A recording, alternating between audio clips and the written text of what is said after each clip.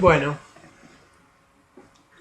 ahora voy a grabar un segundo video, pero lo voy a grabar en otro programa porque, como pueden ver, porque vi ahí que también que el Big Blue Button tiene problemas para grabar. Así que en todo caso lo que voy a hacer es grabarlo acá y espero que el otro video que grabé antes lo puedan también haber visto o lo puedan recuperar. Igual en ese video no eran contenidos enteramente nuevos, sino que eran cosas que ya habíamos visto en la reunión pasada. Así que este video sí es un video nuevo y este lo puedo grabar más corto. Después lo van a ver en una ventana incrustada de YouTube, que lo van a ver acá que lo van a ver ahí ¿cómo se llama esto? En la página, digamos, del curso en el campus bimodal. Bien. En este video, a ver si puedo hacer algunos videos cortitos también para que no los puedan, no sé, necesariamente los vean todos juntos, que sean tan largos y los puedan ir viendo de a poco. Lo que quiero trabajar ya es en otras partes, digamos, que abordan la unidad uno, que obviamente, como ya les expliqué, la unidad uno es la que más trabaja cuestiones teóricas, digamos, la unidad uno, y gran parte de la unidad 2, ya la unidad 3 es enteramente metodológica. Lo que me interesa trabajar en este video, en este grupito de videos, es la cuestión, digamos, de ya empezar a meternos, digamos, en la cuestión de qué se entiende por paradigma, digamos, ¿no? Este concepto, que es un concepto clave, que está el texto de Kuhn, digamos, y que es el concepto clave para pensar la ciencia, no solamente en el sentido restringido, digamos, o no solamente, claro, en el sentido restringido, después voy a ampliar qué significa en el sentido restringido, sino entenderla más como un sistema de creencias, digamos, o sea, la ciencia entendida como un sistema de creencias, o el conocimiento científico entendido como un sistema de creencias. A mí la palabra la ciencia, o sea, la frase la ciencia no me gusta, porque o no me gusta o no, me parece incorrecto, porque, digamos, implica una homogenización de un conjunto de prácticas, digamos, históricamente singulares, digamos, ¿no? Entonces, por ejemplo, no es decir, la ciencia, eh, el conocimiento científico no tiene la misma característica en la Edad Media que en la Edad Antigua, que en la modernidad, y ni siquiera en la misma modernidad no es lo mismo en el siglo XVIII, en el siglo XIX que en el siglo XX. Obviamente nosotros no nos dedicamos al detalle a pensar todos esos elementos, pero es muy importante tenerlo en cuenta, y tampoco la ciencia es una cosa homogénea en la propia actualidad. Es decir, no es lo mismo la práctica de la economía que la práctica de la biología, que la práctica de la astronomía o de la física teórica, digamos, o de la matemática, o de la lógica, o de las ciencias de la computación, es decir, inclusive dentro de la biología, está de la microbiología, la virología y el estudio del medio ambiente. Y todo eso tiene determinaciones totalmente diferentes cuando uno analiza una mirada más amplia, tanto desde el punto de vista de lo propiamente metodológico, como del punto de vista, digamos, entendida como una práctica social. Entonces, la ciencia borra toda esa diferencia y unifica de manera, para mí, un tanto autoritaria las características, y borrando las diferencias es que perdemos los matices de la capacidad de reflexionar críticamente sobre el conocimiento científico. Entonces, no me gusta hablar de la ciencia como un todo, como muchos divulgadores científicos lo hacen, ¿no? A mí eso no me gusta. Bueno, ¿qué más? Desde ese punto de vista, hay una relación que es muy importante tener en cuenta, que un filósofo, historiador de la ciencia, si se quiere, en el sentido amplio, no tradicional, pero en el sentido amplio, que fue Michel Foucault, que trabajó la relación entre ciencia y poder. Ese punto de vista, es decir, entender la articulación de la ciencia como uno de los mecanismos de organización y distribución. O sea, la ciencia, o mejor dicho, para no caer en lo que dije antes que no me gustaba, el conocimiento científico como uno de los mecanismos de organización del poder social es central. ¿En qué en el siguiente sentido? Es decir, siempre, siempre, en todas las sociedades, el conocimiento científico o el conocimiento eh,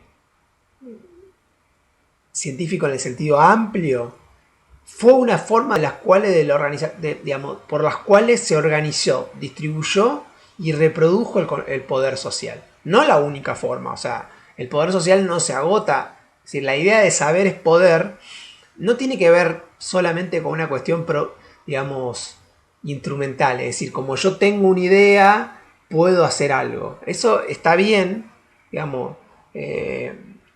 El que no casualmente, digamos, quien lo plantea con mucha claridad esta idea de saber poder es Francis Bacon, que es uno de los científicos y filósofos de la propia modernidad.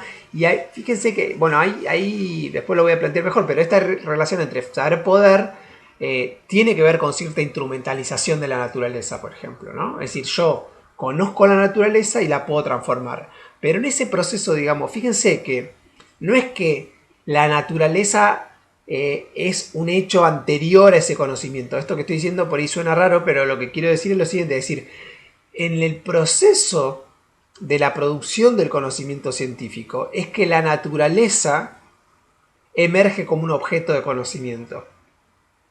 Es decir, la naturaleza puede ser muchas cosas. Es decir, y no es ninguna de ellas de manera única.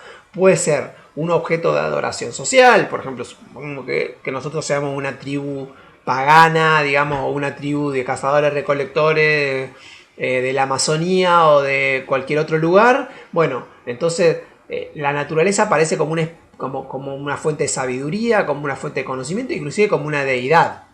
Por lo cual, digamos, yo no necesariamente eso implicaría que yo tengo que dominarla.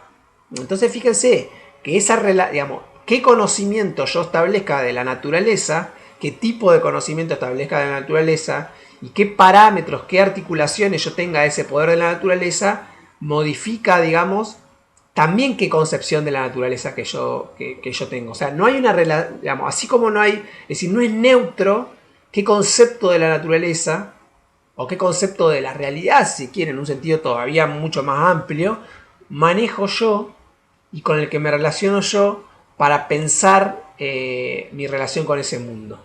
Es decir, si el mundo, si la realidad es algo que me dio Dios, supónganse un ejemplo, ¿no? Siempre que pongo los ejemplos de pensamiento religioso, entiendan que no estoy cuestionando las creencias, pero pongo, y además es cierto, o sea, si la realidad del mundo, la naturaleza, es algo que Dios me dio en guardia para que yo respete, no es lo mismo de si yo clausuro la existencia de Dios y entiendo, digamos, que la naturaleza es lo que yo puedo dominar. De esas coordenadas, o no es lo mismo, digamos, supónganse que yo pienso que la naturaleza misma, porque Dios no es lo mismo que la naturaleza, en la concepción religiosa. O sea, naturaleza y Dios son dos cosas diferentes, naturaleza, Dios y hombre. En cambio, en algunas culturas que hay una visión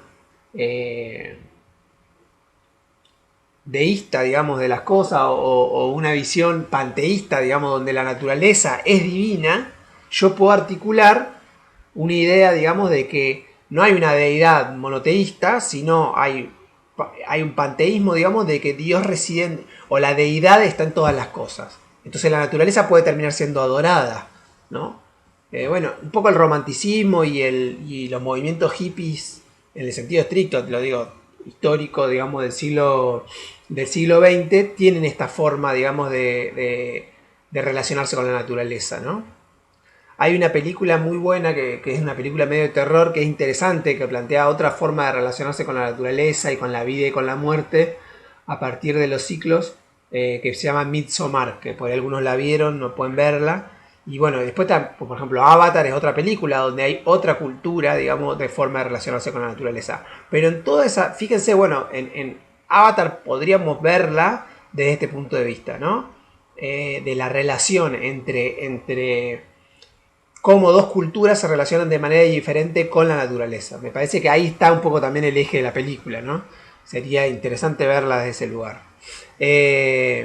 Ejemplos que plantean los autores, por ejemplo, son en la cultura egipcia o en la cultura contemporánea, cómo la relación entre la naturaleza del conocimiento tiene que ver con el medio, con la naturaleza, y eso es decisivo para articular una relación de poder social con ese medio, ¿no? En el Nilo, a partir del problema de las crecidas, el estudio de las crecidas, las estaciones, etcétera, las estaciones lluviosas y las crecidas, etcétera.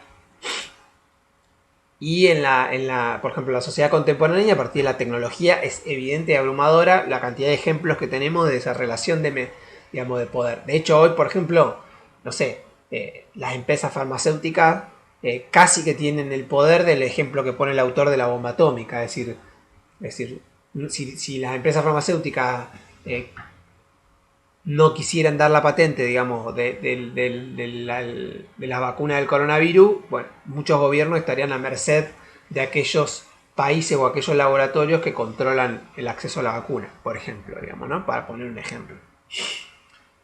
A partir de esta idea, digamos, la ciencia entendida como conocimiento científico, ¿no? Podemos situar podemos situar el nacimiento, digamos, de esta sistematización, digamos, de un conocimiento sistemático acerca de la naturaleza ya en la antigüedad griega, ¿no? Y a partir de esta idea, digamos, de situarla acá, podemos pensar ya varias definiciones de conocimiento científico, una en un sentido restringido y una en un sentido más amplio. Antes de eso voy a hacer un corte, así queda un videito cortito.